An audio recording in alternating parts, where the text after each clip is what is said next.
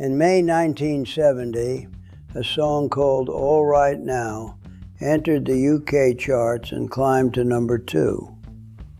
In the United States, it reached number 4 on the Billboard Hot 100. It has since been logged by PPL, the UK music licensing body that tracks these things precisely, at over 1 million radio plays in Britain alone. 1 million. For context, that puts it in the company of a handful of songs that have ever existed. Andy Fraser wrote it in 15 minutes. He was 17 years old. He wrote it on a tour bus, and he spent the rest of his life in the shadow of 15 minutes he barely remembered. This is his story. Hit subscribe and the bell. Andy Fraser was born in London in 1952. He was a musical prodigy in the most literal sense. Not a child who showed promise and developed it, but a teenager who was already operating at a professional level that most musicians never reach. He joined John Mayall's Blues Breakers at 15, playing alongside musicians with decades of experience. He was 15. Mayall kept him for a year and then felt he was too young for the touring life. Fraser disagreed, but he went. In 1968, he was 16 when he joined Free.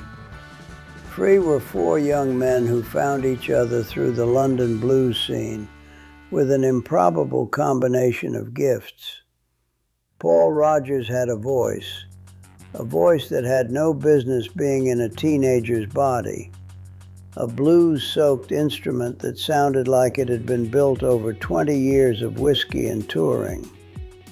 Paul Kossoff had a guitar style of such emotional directness that hearing him play was almost uncomfortable, the notes bending slowly like something alive.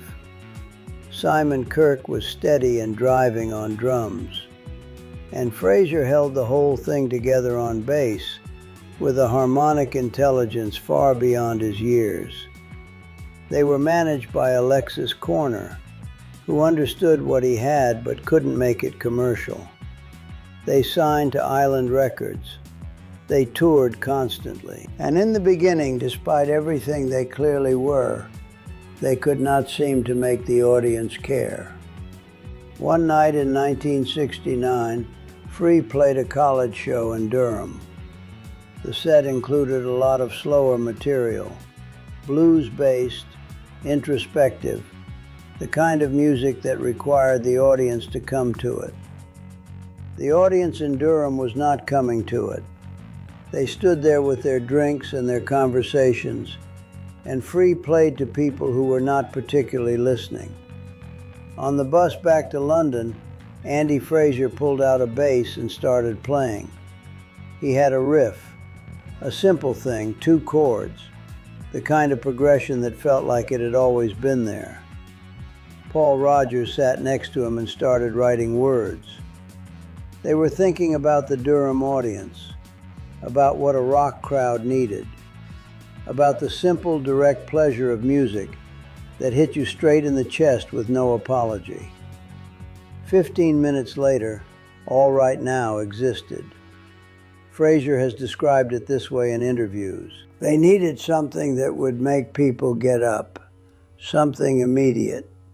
The song they wrote was so deliberately simple, it almost felt naive. But that simplicity was the entire point. The bass riff was 4 notes, descending, hitting the one like a door being kicked open. Rodgers' vocal sat on top of it like he had been singing this song since childhood. They put it on their album Fire and Water in 1970 and released it as a single. It went everywhere. American teenagers heard it on FM radio and turned it up. British fans sang it back at them from the floor. All Right Now did what the slower material never could. It crossed the room immediately. And then, almost immediately, things started to fall apart. Paul Kossoff, the guitarist, the one whose playing made even simple chords sound devastated, had been struggling with drug dependency since the early days of the band. By 1971, the strain was visible in everything. He was unreliable, he was sick, and the rest of the band was exhausted. Free broke up for the first time in 1971, reunited in 1972, broke up again in 1973. By that point, Fraser had already left for a band he formed called Sharks. The original lineup was finished. Kossoff died in 1976 at 26, his heart finally giving out after years of abuse. Rodgers went on to enormous success with Bad Company. Simon Kirke drummed for Bad Company and beyond. Fraser kept writing, kept recording, kept trying to find the next version of 15 Minutes that had defined his life at 17. He moved to the United States in the 1970s and spent decades in and out of musical projects that never found the same footing. He lived in California for long stretches, wrote songs, worked with other artists. He was not invisible. His name appeared on credits. He gave occasional interviews. People who knew Free knew exactly who he was. But he was not present in the way the song was present. The song was everywhere. He was not. In 2005, Fraser made a public statement. He disclosed that he was HIV positive, that he had been living with the diagnosis, and that he wanted to use whatever platform he had left to remove the stigma from testing and diagnosis. It was an act of considerable courage for a man who had been out of the public eye for years. He died on March 16, 2015. He was 62 years old.